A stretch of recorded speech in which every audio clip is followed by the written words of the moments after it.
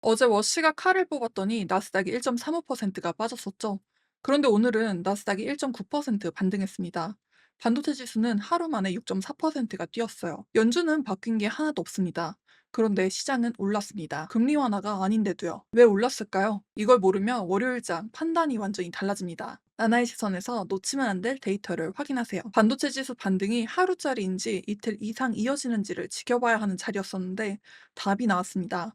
반도체 지수가 6.4%가 뛰면서 사상 최고치를 경신했습니다. 그저께는 5.7%가 빠졌고 어제는 1.4% 반등했었는데 오늘은 6.4%예요. 이틀 연속 반등을 넘어서 폭등입니다. 여기에는 촉매가 있었는데요.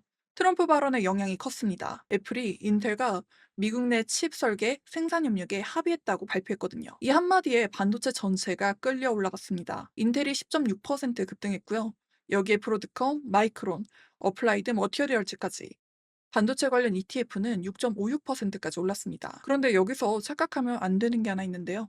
아직 계약 세부 사항이 안 나왔다는 거죠. 어떤 칩인지, 어떤 공정인지, 물량이 얼마인지 확인된 게 없습니다. 애플이 TSMC를 버렸다가 아니라 미국 내 칩 공급망 다변화를 정치적으로 신호를 냈다가 정확한 해석입니다. 지금 시장이 사고 있는 건 애플 주문 확정이 아니라 미국 내 반도체 생산이라는 정책 프리미엄인데요. 여기에 힘입어 S&P는 1.08%, 나스닥은 1.9%가 올랐습니다. 그런데 다우는 0.14% 수준에서 마감했죠. 반도체와 기술주가 끌고 나머지는 못 따라간 구조예요. 이거 하나만 기억하세요.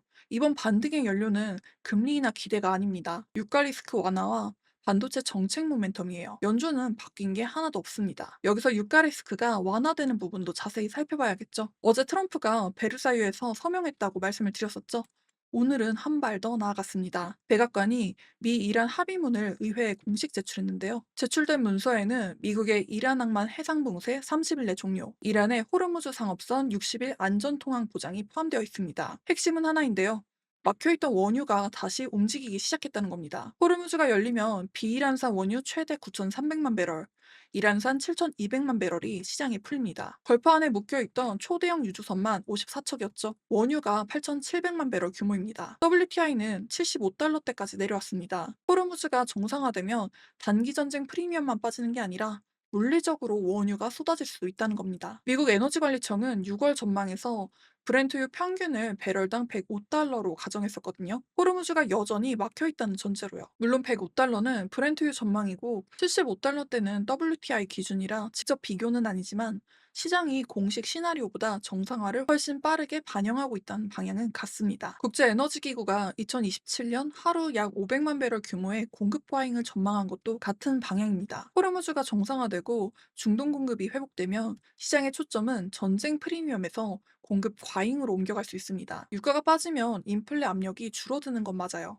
근데 어제 말씀드린 것처럼 연준은 그 여유분을 긴축 유지에 쓰고 있습니다. 그리고 이란이 60일 무료 통항 이후 통행료나 서비스 수수료를 부과하겠다고 뜻을 밝힌 이상 호르무즈 정상화가 계속될지는 아직 확인이 안 됐어요. 서명은 됐지만 이행은 별개입니다. 유가가 빠지는데도 중앙은행들의 반응은 의외였습니다. 여기 좀 무겁습니다. 영국 중앙은행도 어젯밤 금리를 동결했는데요. 기준금리는 3.75%로 7대 2 표결이었습니다. 두 명은 4%로 올리자고 주장을 했습니다. 유가가 빠지고 있는데도 인상을 주장하는 위원이 있다는 건 에너지빨 물가가 빠져도 임금 서비스 물가는 아직 해소되지 않았다는 뜻이에요. 이건 비단 영국만의 이야기가 아닙니다. 유가가 빠졌는데도 금리를 내린 G10 중앙은행이 한 곳도 없어요. 호주는 4.35%였죠.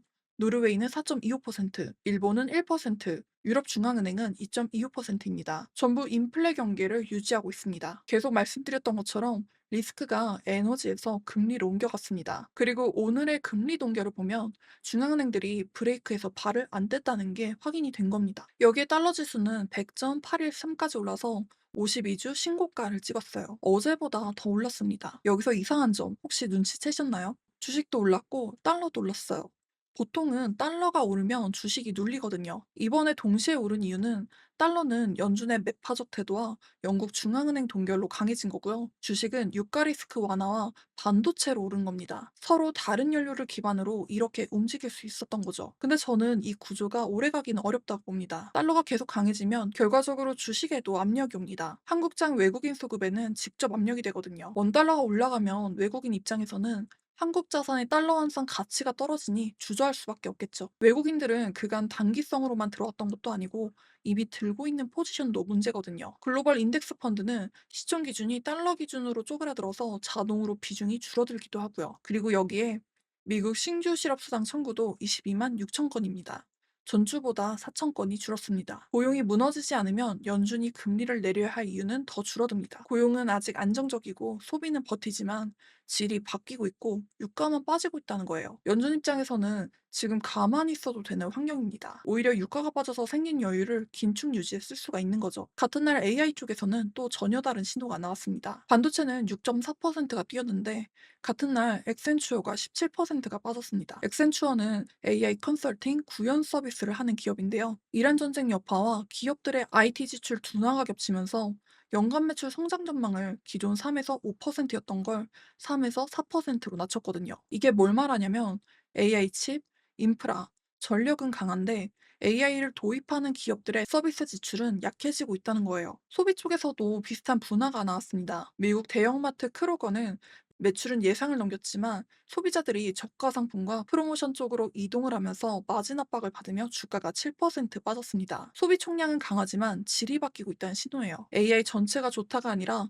AI 안에서도 칩, 메모리, 전력 쪽으로 돈이 몰리고 서비스, 소프트웨어는 밀리는 장이란 겁니다. 한국 투자자 입장에서는 삼성전자, SK 하이닉스 같은 AI 메모리 체인은 우호적이지만 IT 서비스 업종은 분리해서 봐야 합니다. 여기에 스페이스X도 흥미로운 분할을 보여줬습니다. 주가는 IPO 이후 변동성이 커졌는데 같은 날 무디스, 피치, S&P에서 투자 등급을 받았어요. 주식시장은 비싸다고 보는데 채권 시장은 현금 흐름은 탄탄하다고 본 겁니다. 그리고 여기에 하나 더 알아두셔야 할 게 있는데요. 오늘 미국 시장은 쉬는 날입니다.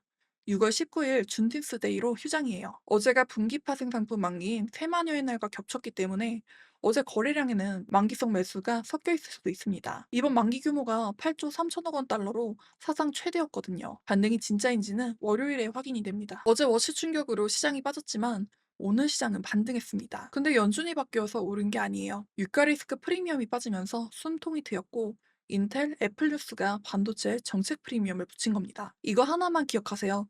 이번 반등은 금리 인하 랠리가 아니라 유가 완화, 반도체 정책 모멘텀 랠리입니다. 달러는 52주 신고가를 찍었고 지텐 중앙은행들은 여전히 긴축 경계를 풀지 않고 있습니다. 반대로 유가가 더 빠지고 반도체 지수가 계속 상승을 하면서 2년물까지 내려오기 시작하면 이번 반등은 단기 충격 소화를 넘어 구조적 회복으로 볼 수 있습니다. 결국 여기에 대한 답은 하나입니다. 2년물이 내려오느냐. 2년물이 내려오면 이건 진짜 반등이 될 수 있고요.